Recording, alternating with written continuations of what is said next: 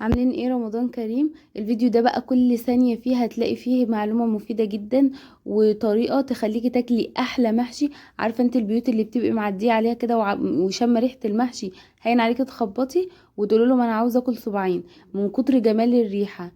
إيه وازاي تطلعيه؟ بصي الشكل ده ممكن كلنا نطلعه وكل واحدة احسن من التانية حسب وقتك بقى ومعاكي اطفال ولا مفيش. الشكل ده مش مشكلة، بس كم مرة اتفرجت على فيديو وشفت طريقة الشيفات وهما بيعملوا المحشي، تيجي انت تعمليه تحسي لا هو مش ده المحشي اللي انت متكيفة منه. تمام. وهقولك كمان ايه اللي يخلي المحشي الناس تقعد تقول ايه ده المحشي عامل مغص وانتفاخات ومعرفش، مفيش الكلام ده.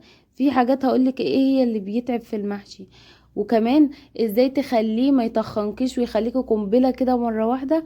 يعني تحاولي ان انت تخليه صحي اكتر وما تخليهوش يعني بيتخن اكتر، لا تخليه صحي وحلو. لو انت تابعتي هتشوفي كل معلومة حلوة، وعرفك انا ليه ببقى بتشل وانا بتفرج على الشيفات وهم بيعملوه. اول حاجة إيه؟ لما بيحطوا دبس رمان وليمون وكمية ليمون بقى عدي للمحشي. إيه، انا مش عاوزة مزازة الليمون ولا اللي هو ورق العنب، انا مش عاوزة مزازة ليمون ولا خل ولا رمان، انا عاوزة مزازة ورق العنب نفسه. وفي ريفيوهات يقعدوا يقولك ايه لا ده عاملين الكرنب والورق العنب بنفس الخلطة. طبيعي ان المحشي يبقى كله بنفس الخلطة، هنجيب صحة منين نعمل ده خلطة وده خلطة؟ بس شطارتك ان انت تخلي كل حاجة محتفظة بطعمها. ورق العنب له طعم والكرنب طعمه تاني خالص. اول حاجة انت الخضار ما تقطعهوش وبعد كده تغسليه، لانه خلاص طالما تقطع كل بقى قطعة تنزل المية اللي فيها وفايدته وريحته مش هيبقى حلو. انت بتغسليه كويس وتصفيه وبعد كده ايه بت بتقطعيه. اللحمة دي عشان الفيديو ما يطولش انا هنزل لك الطريقة بتاعتها في الفيديو الجاي. سهلة جدا ومحدش هيصدق ان دي لحمة مسلوقة طعمها زي لحمة الافراح. جميلة جدا جدا وفي ثانية كده هتكوني عاملاها حلوة قوي قوي بجد. كل اللي كلها عجبته او محدش كان بيصدق السهولة في الطريقة بتاعتها. اهم حاجة تظبطي شوربة اللحمة او الفراخ عشان المحشي يطلع حلو. اول حاجه الكرنب اللي بيجيب مغص بقى وانتفاخات، مش انك تحطي كمون، انا سلقته بميه فقط لا غير. بس لازم ما ينفعش تحطي كرنبايه كده وتشيلي ورقه ورقه اللي بتستوي. انتي تغسليها ورقه ورقه في الحنفيه وبعد كده تسلقيه، لان الميه السخنه هتلزق لك اي حاجه ورقه الكرنب، وده طبعا مش نظافه وهيعمل لك مغص وتعب ومش هيبقى حلو خالص. لكن تغسليه وبعد كده تسلقيه. تاني حاجة احنا مش هنسلق الكرنب وورق العنب في نفس المية.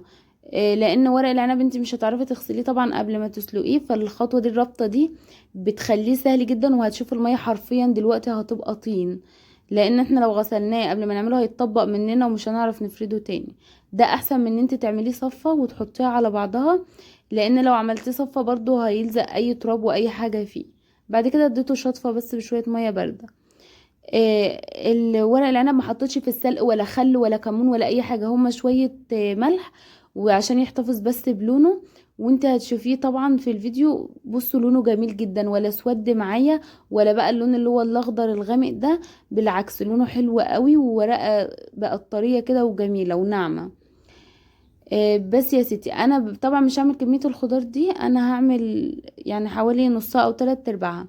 اللي يخليكي ما تتخنيش قوي وانت بتاكلي المحشي ان انت تكتري فيه الخضار والصلصة والحاجات اللي هي الخضروات، يعني البصل وكده، اكتر من انك تكتري الرز. كده بيخليه اصلا طعمه حلو اكتر وجوسي كده، وفي نفس الوقت ما يكونش الرز كمية كتيرة.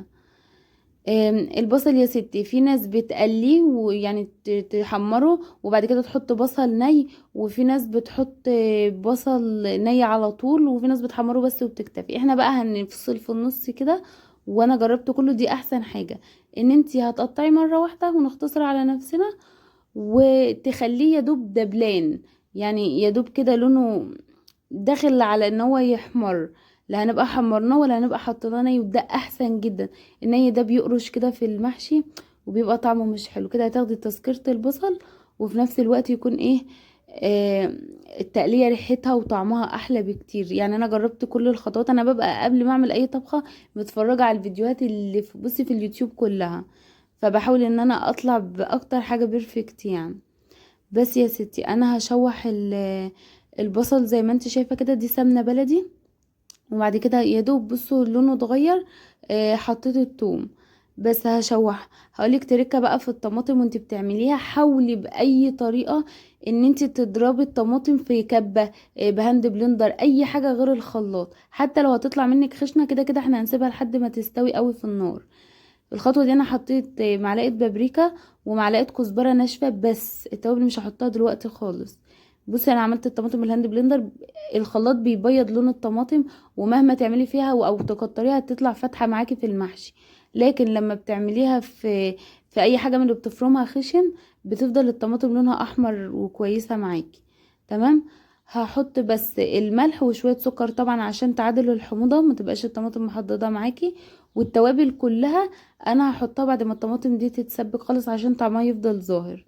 بس انا مش بسبكها اللي هو انشفها قوي، لان هي لسه هتستوي مع الرز والمحشي، فيا دوب كده تبقى جوسي كده وحلوه. بس يا ستي الخطوه دي برضو بتخلي الطعم تحفه، ان انت تحطي الخضار والرز وبعد كده تحطي التوابل. انا حطيت بهارات وفلفل اسود وقرفه، دي بتعلي الطعم قوي، وبابريكا وكاري. ما حطيتش بقى اي حاجه تانية، كزبره ناشفه طبعا وشويه ملح عشان اظبط الطعم. ما حطيتش اي حاجه تانية، ودول بيظبطوا الطعم حلو قوي قوي وما بيغطوش على طعم المحشي. اهم خطوه بقى ان انت تدعكي بقى الحاجات دي في بعضها جامد جدا، وتقلبيهم. الريحه بصي هنا حرفيا قلب المكان. وبعد كده بقى تنزلي بالصلصه بتاعتك. بصي تحفه تحفه، الخطوه دي مهمه قوي، تخلي الرز كده يتبل من الحاجات اللي انت حطيتيها. بس يا ستي انا حطيت الصلصه وقلبتها، والله الكاميرا كمان ظالمه اللون. اهم خطوه بقى الناس اللي بتفرش بصل وطماطم وجزر ومش عارف ايه، حبيبتي انت كده عملت صينيه بطاطس تحت المحشي؟ ينفع تعملي صينيه بطاطس وتحط فوقها بصل كبير وبطاطس وحاجات؟ تضيعي الطعم ده كده تمويعه، والريحه ما بتبقاش قويه زي ما تكوني حاطه ورق عنب تحت. بصي دي ورقه مقطوعه، يعني اعملي بس تبطيء عندها كده وهتشوفي الطريقة دي بتطلع حلوة قوي. هتشوفيه ما استوى، ما طلعش ولا نقطة ولا حباية رز اصلا. بس وفي الاخر فرشت ورق عنب كده. الصف اللي تحت ده بقى واللي فوق لما بيستوي ريحة الورق العنب بتبقى جبارة، بتبقى قوية جدا اكتر من انك تكوني حاطة بصل وطماطم وبطاطس وجزر. الحاجات دي ريحتها بتطلع تغطي. في نفس الفكرة في الكرنب، يعني انتي متخيلة لما تكوني حاطه كرنب تحت، ده لما هيستوي ريحته هتطلع كده. وخاصة بقى يا ستي اما تلدعي اخر صف كده يتحمر كده، بصوا روعة، بيبقى جميل جدا جدا جدا. والطريقة دي احلى من ان انت تضيعي الريحة. حتى اللحمة نفسها انا ما بحطهاش تحت المحشي، لان اللحمة هتاخد مزازة ورق العنب، هتاخد طعم الكرنب، وكمان ريحة اللحمة حلوة صحيح بس هتغطيلي على طعم وريحة المحشي. انا عاوزه ريحته كده يعني تاخديه بالطعم الاصلي بتاعه. بس انا هحط الشوربه. الخطوه دي بقى بتخليه طبعا كلنا عارفينها ان انتي ما يطلعش منه الرز بره. تمام. ده كانت حركه غبيه محدش له دعوه بيها. بس يا ستي والكرنب برضو بيستوي نفس الطريقه، بتعلي النار. والله في ناس فعلا ما بيسووهوش كويس. انتي بتعلي لحد ما تحس انه بدأ يشرب الميه، توطي خالص النار زي الشمعة. والمحشي اهم حاجة تصبري عليه. الناس اللي بتيجي تقلب المحشي وتلاقيه صار 2 كيلو شوربة على الصينية، ايه العك ده؟ انا شايفاه والله وترندات ومشهورين جدا. وبقى ده الطبيعي ان المحشي يصر منك مية؟ لا خالص، لازم تسيبي المحشي يستوي ويشرب كل الشوربة اللي فيه، بس تسيبي الصابع الجوسي. ده بطريقة التسوية بتاعتك انك تهدي عليه النار. تمام. بس وشوفي ولون ورق العنب حقيقي تحفة والله، وطعمه وريحته هتجربيها. حتى لو اللي انت كنت بتعمليه طعمه حلو، انت هتعرفي ان الطعم ده احلى مليون مرة. واللحمة دايبة جدا وريحتها، بصوا عارفين لحمة الافراح اللي احنا بناكلها في الافراح اللي بيبقى معاها صباع كفتة دي، او مثلا تكوني في فندق، الحاجات دي بصوا خطيرة. هنزل لكم الفيديو بيها مع ان هي سهلة قوي بس ما كانش فيه وقت في الفيديو ده. ولو انت اول مرة تشوفي القناة ما تنسيش تشتركي وتفعلي الجرس عشان يوصلك كل جديد، وتجربي المحشي يعني بالتريكات دي، مع ان هي سهلة وبسيطة جدا لكن في ناس كتير بتغفل عنها. ولو قلبت في اليوتيوب هتلاقيهم ما بيعملوش بالطريقة دي. وجربي انت ما بين الطريقتين، شوفي انهي اللي هتطلع معاكي الطعم قوي جدا. وورق العنب مزز جدا جدا من غير اي اضافات، وطعمه خيال وريحته بتبقى قلب المكان. ومع ان هما نفس الخلطة، بس ده طعم وده طعم مختلف جدا. وبألف